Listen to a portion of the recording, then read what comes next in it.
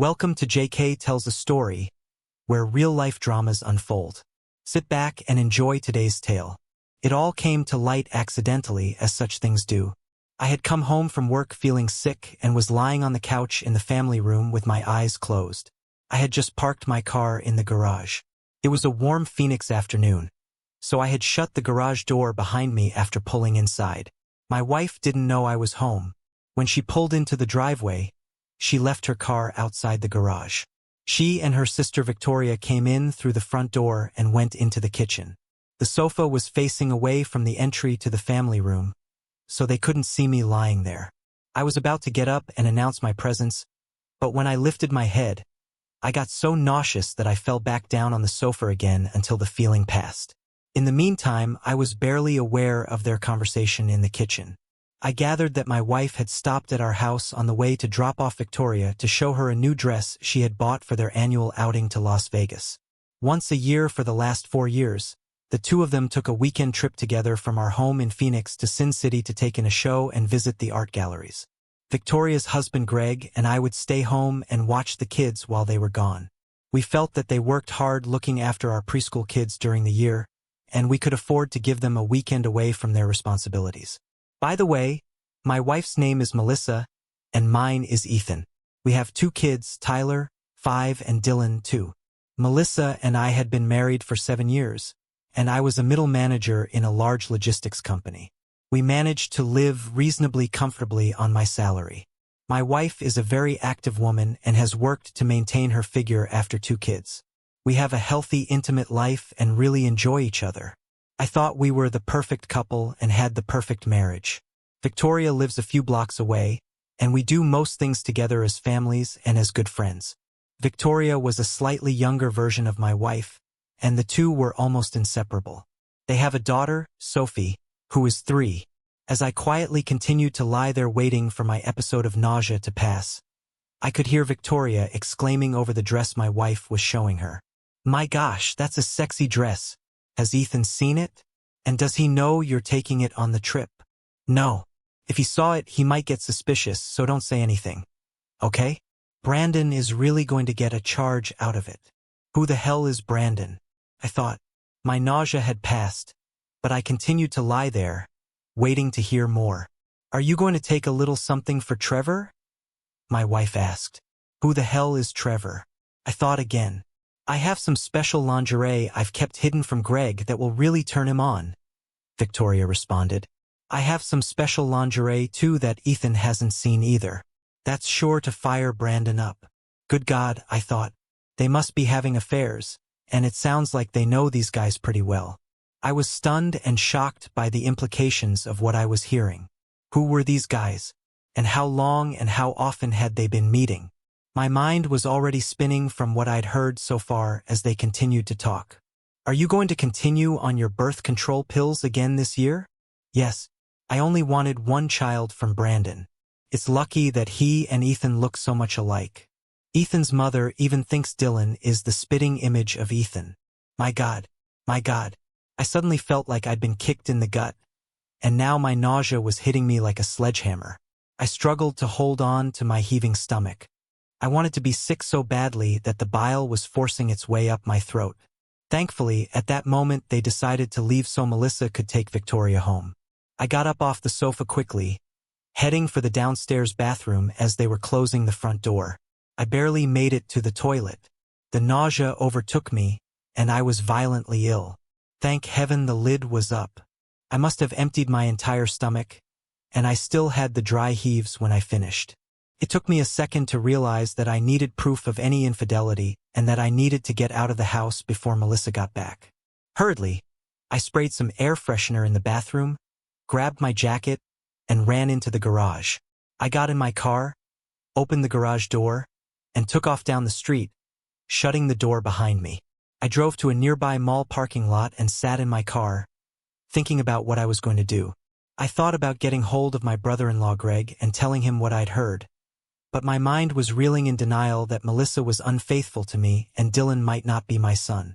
I felt sick, but my anger was beginning to grow as I dwelled on her liaison with some guy named Brandon. What the hell am I going to tell Greg about Victoria and Trevor? I needed some legal advice right away to determine what my options were in the event this turned into a divorce. The girls were leaving on their outing in 4 days. I had a lot of ground to cover before then. Using my cell phone, I called my friend, golfing partner, high school buddy, and personal lawyer, Paul Richardson, and asked his secretary Susan if I could get in to see him as soon as possible. Susan knew me and could tell from my voice that something was wrong. She asked if I could be in his office in 15 minutes. I responded affirmatively and drove the few blocks quickly. When I entered Paul's office, Susan took one look at me and exclaimed, "Ethan, you look like hell. I've just received some bad news, Susan, and I think I'm coming down with something. Is he available now?" I asked. "Yes, go right in," she told me, wringing her hands in distress as she looked at me. I rushed past her, knocked once, and entered Paul's inner office. Paul stood up as I entered and waved me to a chair in front of his desk. "Good God, Ethan, what's up? You look terrible." "Paul, I've just been hit with a double whammy. One I think I'll recover from, and the other is doubtful at this time." "Tell me about it," he said as he sat down. "First, I should warn you, I think I'm coming down with something. And second, I think I have a problem with Melissa. I need some advice." "Okay, the first shouldn't be a problem. I've had a flu shot. And any problem concerning Melissa is inconceivable. I've known you both since you were married, and I never saw a more perfect couple. Tell me about it anyway." I related to Paul what I'd heard that afternoon. "I can't believe that Melissa or Victoria would do something like that. And if Melissa deliberately conceived a child by another man, it's really mind-blowing. What do you think you want to do? Do you want a divorce? Or do you think you can work your way around the child and her infidelity? At the present time, I don't know how I could forgive her. You know I don't handle divorce cases, but I can put you in touch with a good divorce lawyer who will walk you through the whole thing if that's your desire. You're going to need proof other than what you heard of any infidelity, and especially of Dylan's paternity. Do you want me to call him and make an appointment?" "Please do." I sobbed as the enormity of what I was about to do suddenly hit me. Paul looked at me sadly as he buzzed Susan. "Susan, will you get me David Morgan on the phone?" "Oh God, no," I heard Susan exclaim, but Paul was quickly connected. "David? Hi, it's Paul. Do you have time to talk with a good friend of mine about a problem he's having?" There was a pause as Paul listened, and then turned to me. "How about tomorrow morning at 9 o'clock in David's office? Same building. It's getting a little late in the afternoon now." "Okay, I'll be there," I nodded. "I would suggest you go home now and try not to let Melissa know there's a problem. This may not turn out to be what you think, and you might do some irreparable damage to your marriage." "You're right. I've got to control myself until I'm sure. Thanks for your help, Paul." We stood and he grasped my hand. "I'm so sorry about this, Ethan. You and Melissa have always been my dearest friends. We've known one another for a long time. Your grief is mine. Thanks again, Paul. I'll be in touch and let you know what happens." Susan looked at me with tears in her eyes on my way out. "I'm so sorry, Ethan." "Thanks, Susan." When I got home that evening, it was about my normal workday arrival time. So Melissa didn't notice anything different, but she immediately commented on my appearance. "Ethan, honey, you look terrible. Are you feeling well?" I gritted my teeth. I so wanted to lash out at her, to hurt her in the way I was hurting at the thought of her possible unfaithfulness. However, I responded, "I think I'm coming down with something." Then I added maliciously, but with a forced smile, "I hope I'm better in a few days, so you can still go on your outing." I could see that she was momentarily shaken by the thought, but she recovered quickly. "Oh, you probably just have a touch of the flu. You should be better by Friday." "I hope so. The way I feel now, I just want to lay down. So can I take a rain check on dinner until later?" "Sure, honey. Go get into your pajamas and go to bed." "Why didn't you leave work earlier?" "I tried, but I had too many things going on at work." I lied. "Take a couple of aspirin and I'll come up in a while to check on you." The kids enjoyed their once-a-week daycare today. Victoria and I went shopping as usual, and I saw the cutest pair of sandals, but they didn't have my size, so I didn't buy anything. My mind was numb with sickness and grief as I stumbled upstairs to our bedroom. I didn't want to get near the kids, so I left them alone playing in the family room. I especially couldn't look at Dylan yet. Oh God. What if he wasn't my son? What would I do? I remembered that before Melissa had gone on the outing 3 years prior, she had not allowed intimacy between us the week before and the week after the event because she claimed she had an infection. She deliberately had been with him to have his child. It was very hard to accept the magnitude of her betrayal. I didn't wake up until the next morning, feeling somewhat better and determined it was just a 24-hour flu. But the sudden recollection of what I'd heard the previous afternoon left me depressed. I looked at Melissa sleeping next to me. She looked so peaceful and innocent that I had a hard time picturing her with another man. But I knew I had to steel myself to that possibility. I went into the bathroom, took a shower, and then dressed for another workday. I had a cup of coffee and left the house before Melissa came downstairs. I heard her upstairs with the kids. They always managed to get up early, but I still couldn't face them yet. I had breakfast at Denny's and then got into work early, trying to concentrate on the job. Around 8:30, I went in and told my boss I'd be taking a couple of hours of personal time that morning. He just acknowledged it with a nod of his head. "How are you feeling this morning? You didn't look too good when you left here early yesterday," he asked. "I'll be fine, Jack. It may take some time to get over it," I replied. He was talking about my sickness, but my mind was on Melissa. At 9 o'clock, I was at David's door, and his secretary escorted me into his office and closed the door as she left.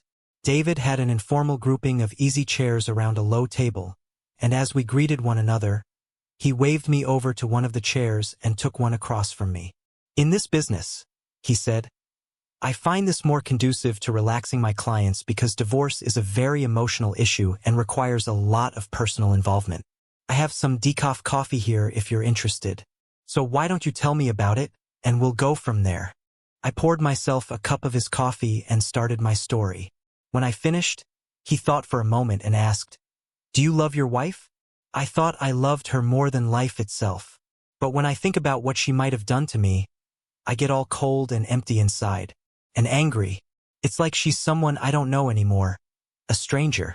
I keep hoping this is a bad dream and I'll wake up and everything will be okay. Also, I've got to consider the children in all this. They're my greatest concern.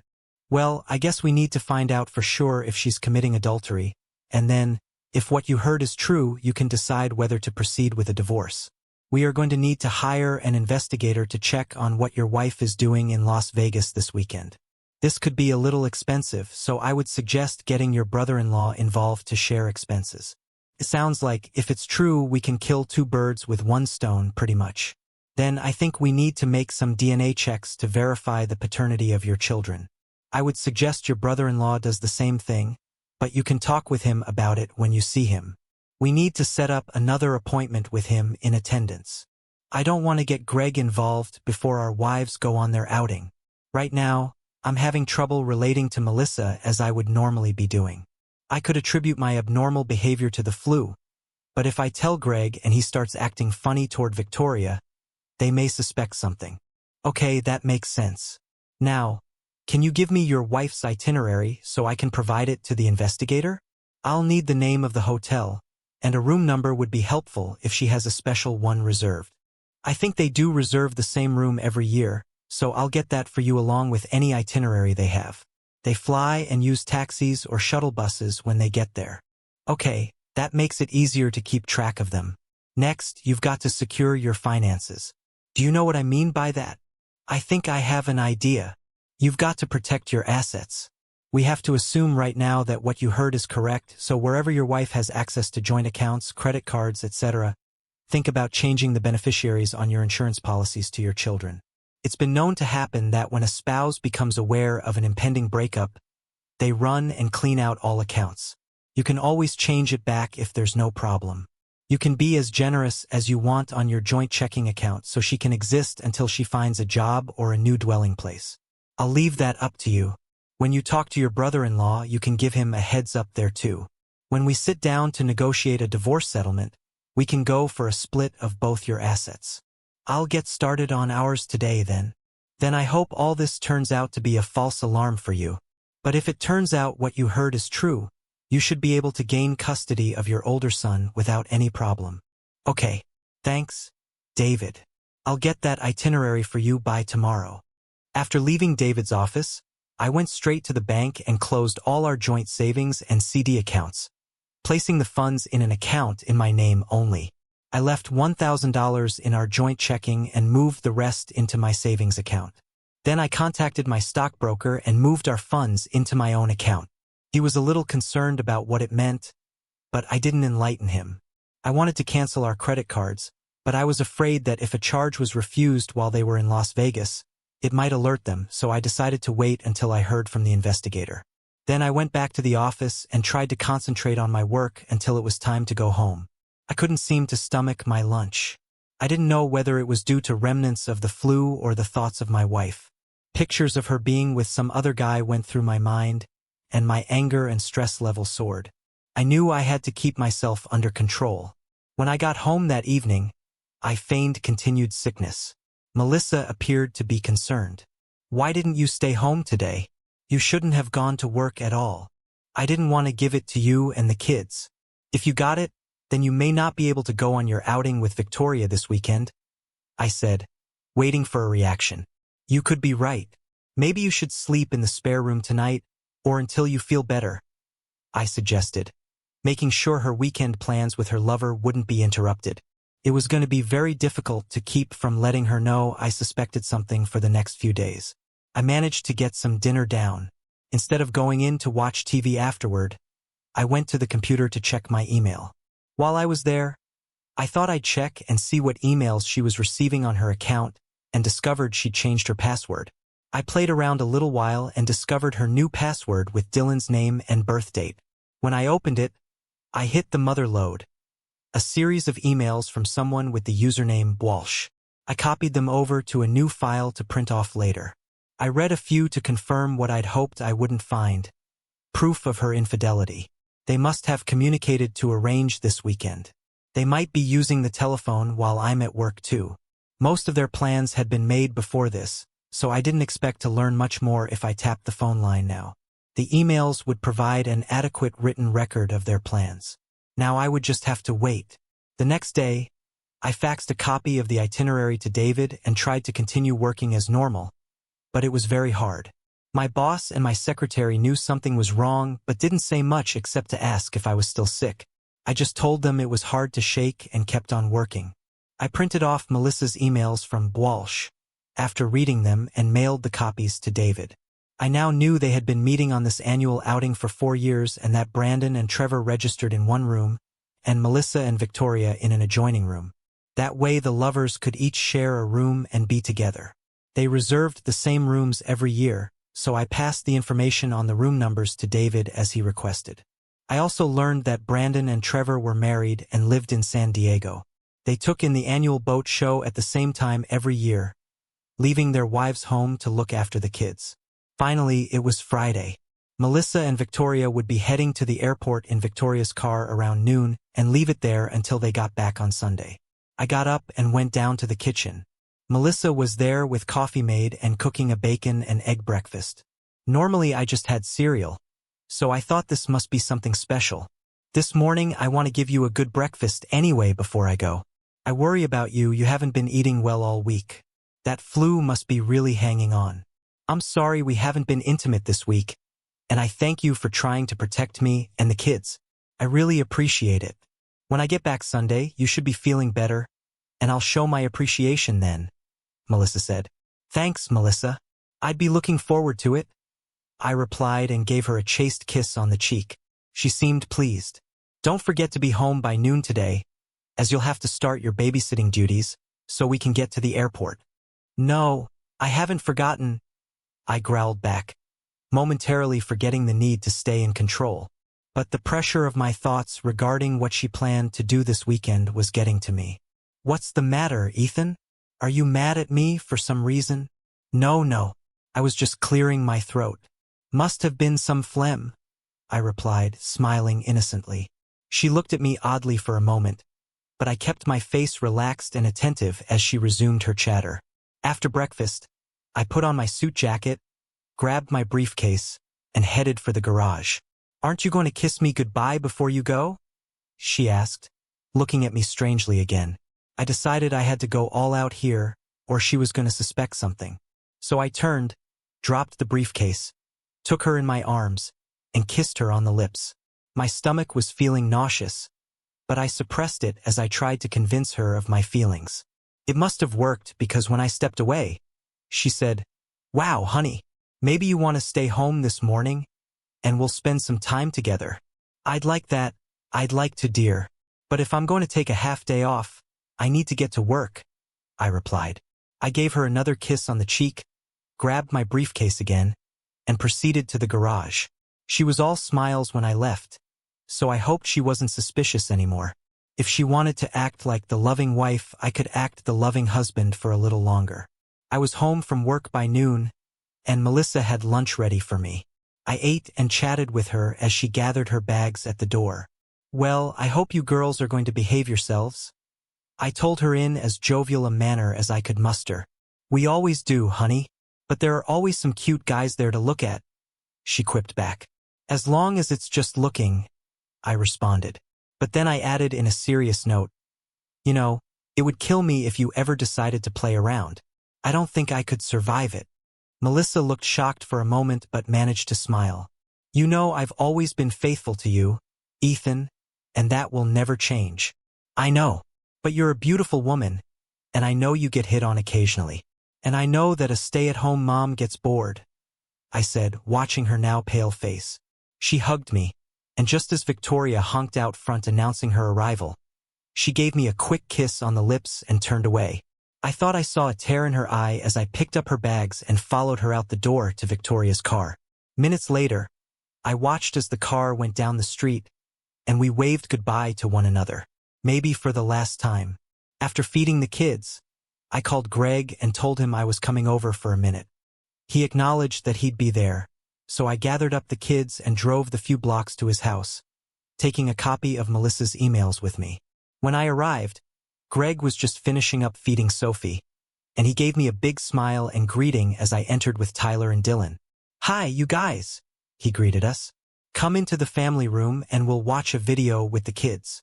"I'm not going to stay long, Greg. We need to talk. Let the kids go into the family room to play." He looked at me quizzically and shooed the kids into the family room. "What's up? And what do you have there?" he asked, pointing at the packet of emails I held in my hand. "These are for you to read," I told him as we sat down at the kitchen table. "First, though, I've got something really bad to tell you, so try to remain calm." "What's the matter? Are you terminal or something?" "No. I wish it were, but it could be terminal for our marriages." Greg suddenly turned pale and was quiet as I related to him the conversation I'd heard between our wives a few days earlier and then gave him the emails to read. "Oh my gosh! Oh my gosh!" he kept saying as he read the emails, which confirmed what I'd been telling him. I knew just how devastating this was for him since I knew he loved Victoria as much as I loved Melissa. When he was done reading, he put his head down on the table and cried. After that, I told him about David and the Las Vegas investigator, what I'd done so far regarding our finances, and that I was on my way down to a clinic in town to have samples taken on the kids and myself to determine paternity through DNA. I asked if he wanted to come with me. He was shocked. The thought that Sophie may not be his daughter hadn't hit him up to that moment. He suddenly jumped up and ran into the bathroom, and I heard him being violently ill and the dry heaves that followed, the same as my reaction several days ago. But mine was combined with the flu, so I wasn't sure what drove my reaction. Now I knew. After he calmed down, he said he'd come with us. He didn't look well at all as we gathered up the kids and put them in our car for the trip to the clinic. They were very professional there and only needed to use swabs to collect saliva from each of us. I asked them to also do a blood test on my kids and myself to have a record of our blood types. They told us they would send the results by next Wednesday. After leaving the clinic, we drove to Greg's bank, and he made the necessary changes in his accounts. He decided he would contact his broker and insurance agent from his phone at home. On the drive back, I asked if he wanted to come to our house to stay the weekend. "I don't think you should be alone." He thought a while and said okay, but asked to stop at his house to pick up a few things for a weekend stay. After doing that, we drove back to our house. The kids were oblivious to what we were going through, for which I was thankful. Their lives would soon be disrupted, and we should try to keep them unaware as long as possible. Greg and I sat in the kitchen and talked about what we were going to do regarding our wives. After years of betrayal, we decided that we would lay low after they returned and await the investigator's report and the results of the DNA tests before we would plan our next step. I recognized that to alleviate any suspicions, we would have to be intimate with our wives, but I didn't know whether I would be able to respond to Melissa. Greg indicated he might have the same problem, but he said he had some medication samples at home his doctor had given him for a problem he'd had a few months ago. That should do the trick, I told him. I would pick a couple up when I drop you and Sophie at your home on Sunday. We spent a quiet weekend together. Melissa and Victoria called each evening, and we acted happy to hear from them. They were pleased that Greg, the kids, and I were spending the weekend together. Melissa said that would be great to plan for next year too. I thought, yeah, like there's likely to be a next year. Sunday afternoon, before they got home, I took Greg and Sophie home and picked up a few doses of the medication. Then I went back home to wait for Melissa. About 4 o'clock in the afternoon, I heard a honk from out front and went out to help. I went out to help Melissa with her luggage. She was all smiles and seemed genuinely glad to see me. I figured, what the hell? If she can act happy, I can act happy too. I put on a similar reaction to her performance. The kids were glad to see their mom, and she spent quite a bit of time with them while I took her bags into our bedroom and unpacked them. I saw a bag of her dirty laundry, mostly her lingerie. I held my breath as I examined a couple of items, but I didn't find any definite signs. I didn't think this meant anything, since if she'd removed them in the evening, they wouldn't necessarily have been put back on again. I exhaled softly, then rejoined my family. We went out as a family for dinner that evening. Later, after the kids were in bed, she came to me in the family room and took my hand, leading me up to her bedroom. "Why don't you get undressed?" she asked me with a smile and turned and went into the bathroom. When she came back, I acted as if I was already asleep. Nothing was happening between us. I began to plan what would come next if I got the evidence from the investigator as I hoped. The next morning, I got a call from David at work and confirmed that the investigator had obtained video and photographic evidence of both Melissa with Brandon and Victoria with Trevor. He would finish his report and have it down to David's office with copies of the recordings by Wednesday. It sounded like Wednesday was going to be a big day. I felt sick again, and it wasn't from the flu this time. He then told me that he wanted to have a meeting with Greg and me to discuss what our plans were going to be. I told him I'd call Greg and get back with him. I called Greg at his work and told him what David had told me about the investigator's report and about his request for a meeting. I could hear Greg crying, and it took a little while to get himself under control. Finally, we decided we would have the results of the DNA tests on Wednesday, so we would meet with David Thursday morning. I called David back and established Thursday at a time of 9 a.m. to meet with him. During the week, Melissa didn't offer any more intimacy, and I didn't feel like pushing it. On Thursday morning, Greg and I met at David's office, and it appeared he was all set up to make a video presentation, as there was a TV set up in the alcove near his desk. We didn't say anything after we shook hands, and he waved us to chairs in front of the TV, explaining he would show it without sound unless we wanted to listen. We both said we'd watch the first viewing without the sound. With no further discussion, he turned on the TV and started the video. The camera must have been set up high above the bed, as we viewed it looking down. Suddenly, I saw a man I didn't recognize get on the bed and lay on his back. He didn't seem any bigger than me. The clarity of the picture indicated the camera must have been very expensive. A few moments later, a woman appeared in dark lingerie and climbed on the bed. I recognized her immediately as Melissa. I was immediately sick and ran into David's bathroom.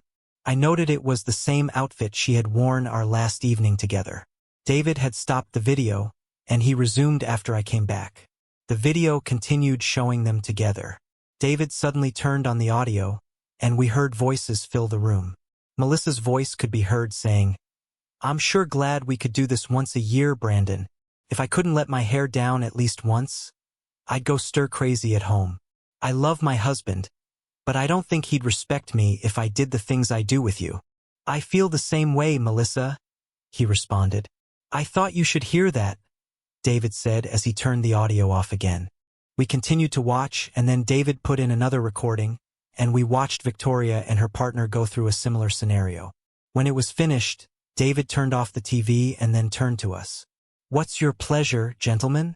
Do you want to proceed with the divorce? David, we've discussed this and want you to go ahead and prepare the papers, but hold off serving them until we tell you. We also want to get the full names and addresses of Brandon and Trevor. We want to send their wives copies of the report and the video. Okay, I'll get the paperwork going today. The investigator put the names and addresses as well as the names of your wives' lovers in his written report. I'll give you copies before you leave, as well as a copy of the video to do with as you will. Now, what about your children's paternity? We stopped at the clinic on our way over and picked up the DNA report. I have an extra copy for you. Dylan is not my son, I'm sorry to say, but I'd like to find a way to adopt him. You need the father's permission to do that. I realize that, but can we get some leverage to force him to sign away his paternal rights to Dylan? I was thinking about bringing a suit against my wife's lover to collect child support for the 3 years since he was born. If he signed to allow me to adopt, he wouldn't be liable for future child support. That would work. And you both could sue them for alienation of affection and use that as your bargaining tool too. I think we'd like to proceed with those options. Have you confronted your wives about any of this yet? David asked. No, we thought we'd do that tonight. We're getting together for dinner. All right, here are the copies of the report and the video. I'll proceed on this matter as you've directed. I'm so sorry it happened. After leaving David's office, we proceeded to an electronics store and made extra copies of the video. While I was there, I picked up a recording device I would install that weekend.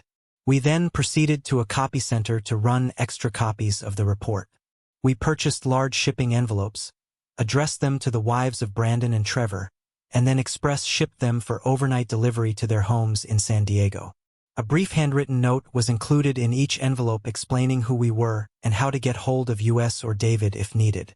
Back at my office, I explained to my boss that I was going to take a few days of vacation starting the next day to take care of some things at home. My work was up to date, and my staff knew where to get hold of me while I was gone, so he didn't have a problem with my request.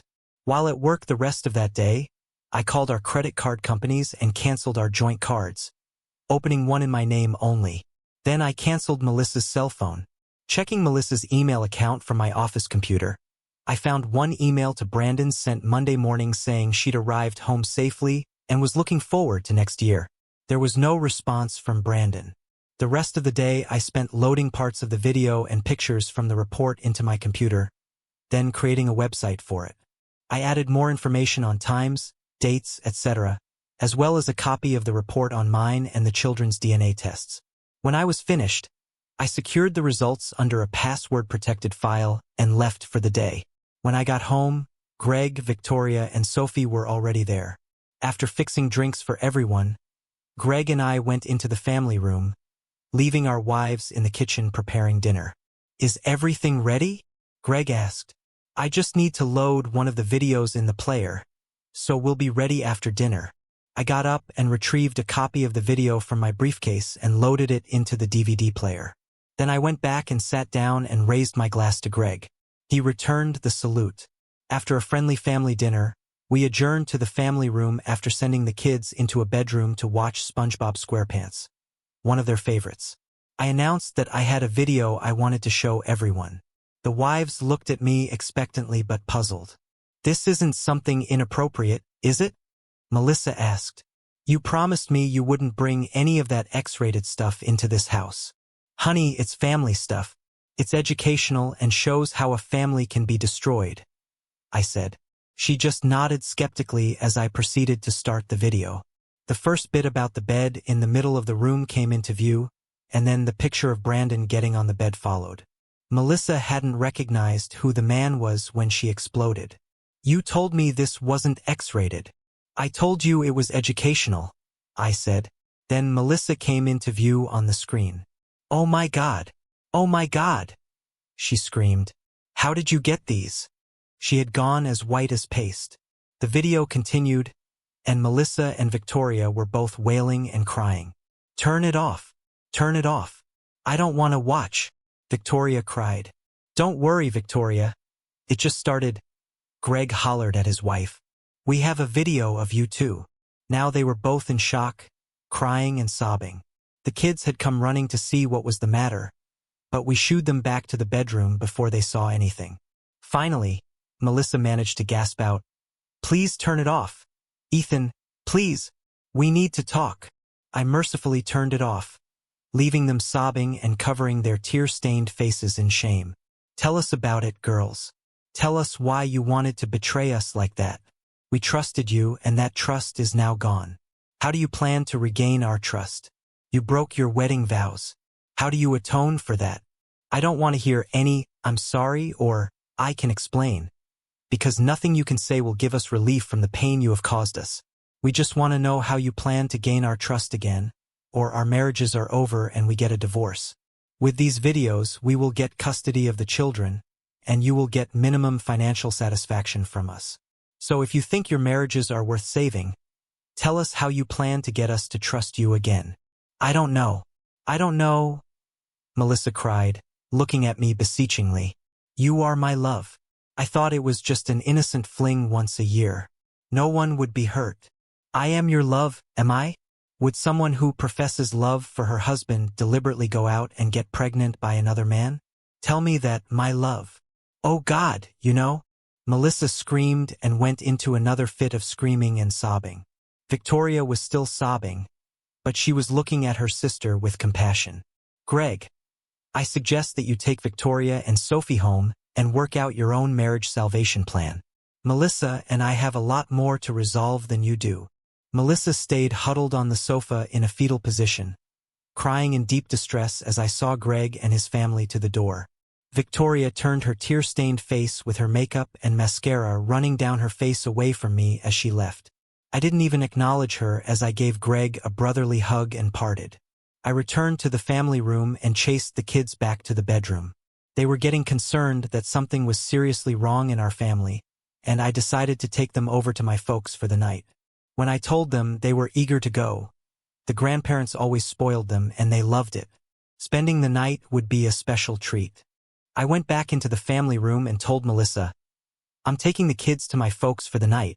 I'll be back in about half an hour, so you've got that time to figure out what you're going to do to atone for your infidelity or whether you think this marriage and access to the kids is worth it. The only reason, and I repeat, the only reason, I'm considering letting you stay for a while is because of the kids. I have not thought about Dylan as of now. He is my son as far as I'm concerned. As for the future, I am not sure. They both need a mother, and you are still the best candidate for that job as of now. I will decide if I want to divorce. If you protest, I will make the video, the results of the DNA tests, and the investigators' report public knowledge, including to your parents, siblings, and the congregation of our church. You will no longer have a life in this community. Think about it." She didn't acknowledge me but continued sobbing even louder. I bundled up the kids with their pajamas and toothbrushes and drove off to my parents.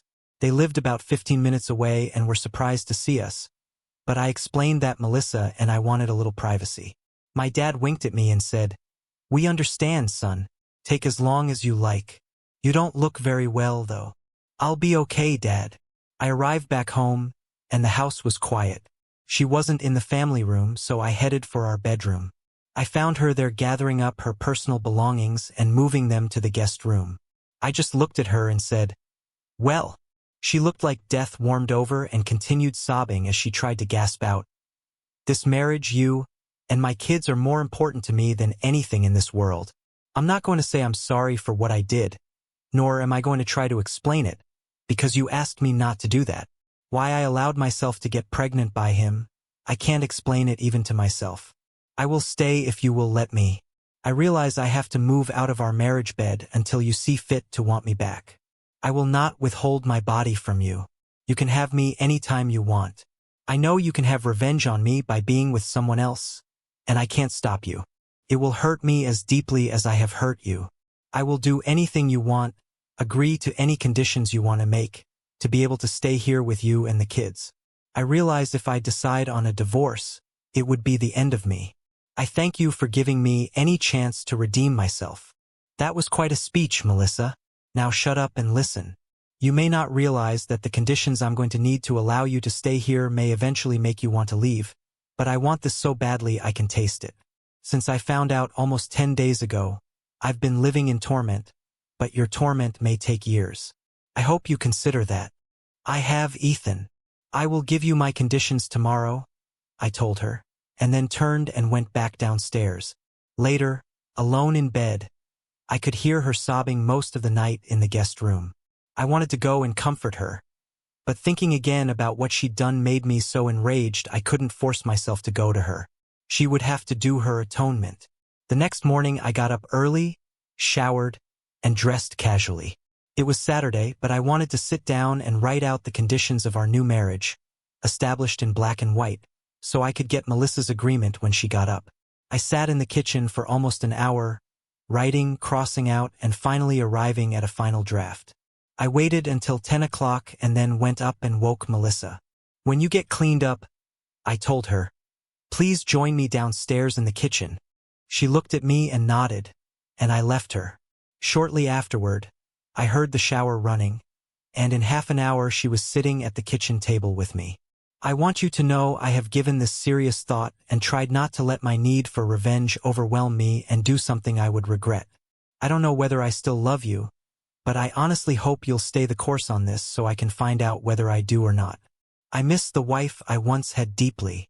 She looked at me with a weak smile and a sign of hope. Oh, Ethan, I still want to be your wife again and put this all behind us, but I know I've got a lot to make up for. Yes, you do. And here's what you're going to have to do to make up for it. Then I began to read from my list of conditions. First, you will never talk to another man alone again.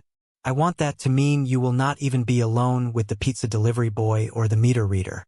Second, there will be no more trips alone anywhere. I don't care if your mother is dying and you want to get to her. If I'm not available to go with you or someone I trust, you don't go.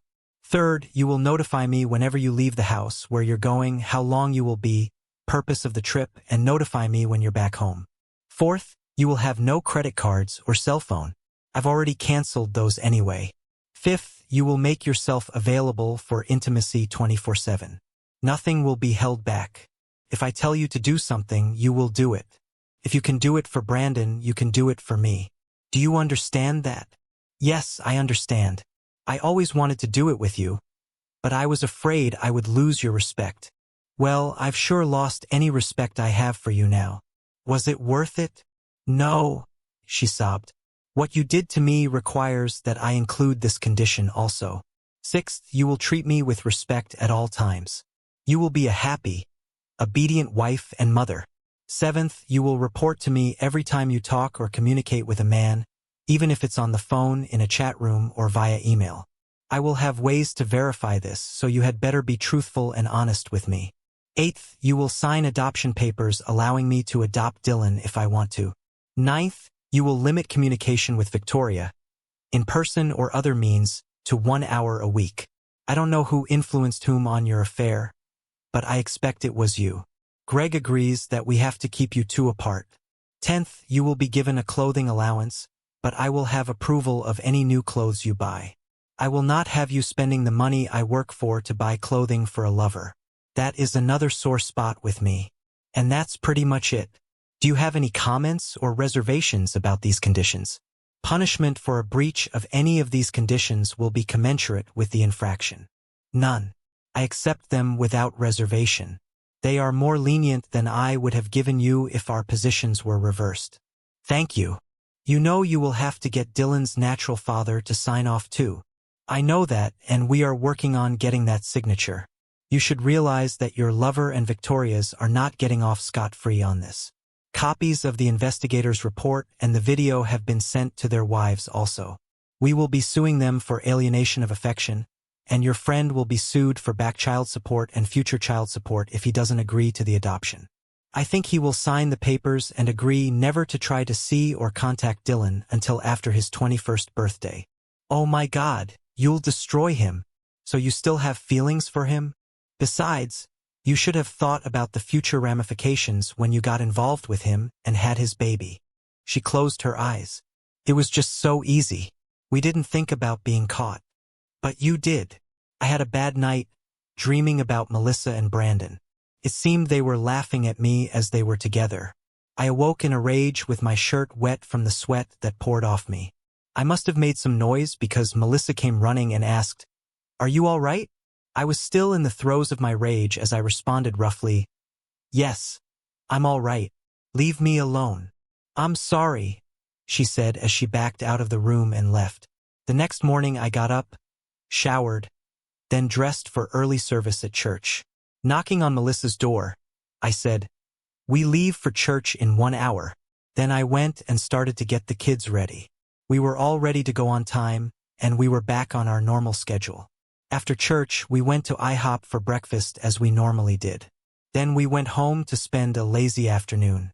I watched the football games. Melissa worked on her crossword, and the kids played with their toys. The only thing not normal was when I went out to the garage at halftime and installed the recording device. From now on, I would have a means of monitoring Melissa when I wasn't home. The other thing that wasn't normal was a telephone call I received that afternoon from Brandon's wife. "Ethan, I want to thank you for the package you sent me. It was most enlightening, and I'm going to use it in divorce proceedings against my husband." "Is once-a-year infidelity sufficient grounds?" I asked. "It's not been once a year. Brandon's been playing around for years. Now I have the proof to dump him and make him pay." "Thank you. Can you do something for me in return?" "Sure. Name it." "I'd like to get a sample from Brandon for DNA testing. I have a paternity problem here. Whatever you send will have to be identified or certified as being from him. Consider it done. Give me a couple of days." "Thanks a lot." "Thank you. You know that my husband's friend Trevor is going to divorce court too, don't you?" "He was playing around the same as my husband." "No, I hadn't heard that. Thanks for the information." Then we signed off. I went in search of Melissa and found her in the family room with the children. She looked at me quizzically.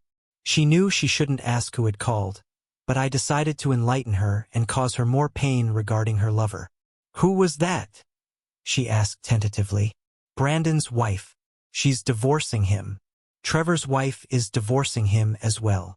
She turned a little pale and hung her head. "It seems," I continued, "they were quite the philanderers, and the material I sent them gave their wives the proof they needed to dump them. It's going to be very expensive for them. They'll be working the rest of their lives to pay for their indiscretions and their lawyers. With my paternity suit against him, Brandon is really in deep trouble." Melissa suddenly jumped up and ran from the room, sobbing. Later she came back and told me, "I'm sorry for rushing off like that. It was just that I suddenly felt overwhelmed by the responsibility I had in breaking up 2 other marriages and possibly a third. It wasn't because I had any feelings for him. I just looked at her. I didn't think anything more needed to be said. So we began a period of atonement. In order to monitor Melissa's movements and communications more thoroughly, I bought an audio recorder which recorded voice-activated signals from tiny transmitters that could easily be concealed. I hid the recorder in the garage next to the phone recording device and placed 3 transmitters throughout the house where visitors might activate them. It was not 100% coverage, but I thought it was sufficient to keep track of her. Our days just dragged on, and I could tell that the pressure she was under to obey my conditions was taking a toll on her. She was appearing more haggard and drawn every day. It must have been hard on me too, because my boss and my secretary wanted me to go see a doctor. They told me that they thought the flu I had earlier was hanging on too long and thought I should be checked for walking pneumonia. I knew what the problem was, a sickness of the mind. Our intimate life was strictly for release. There was no love in it. She responded to my needs without complaint. I kept checking my recording devices every evening when I got home from work, but it was obvious she wasn't communicating with anyone she wouldn't normally. She was calling me faithfully every time she had to leave the house and reporting as my conditions required. But the toll of having to be so severely constrained was bothering me. I hadn't realized how restrictive my conditions were and how loveless our marriage was now. I saw we needed a change. At the end of the first 30 days, we were both so stressed that we were having a tough time living together. Even the kids noticed the strain, and it was affecting them. They were unnaturally quiet and nervous. They watched us with concern on their faces. They felt their world was about to explode, and they were right. Watching them and Melissa was tearing me up. My conditions and need for revenge were destroying the marriage and family I was trying to save. Finally, on a Sunday afternoon while the kids were outside playing in the yard, I took Melissa by the hand and led her into the family room. "We have to talk." She looked apprehensive as I pulled her down onto the sofa next to me. I handed her the manila envelope.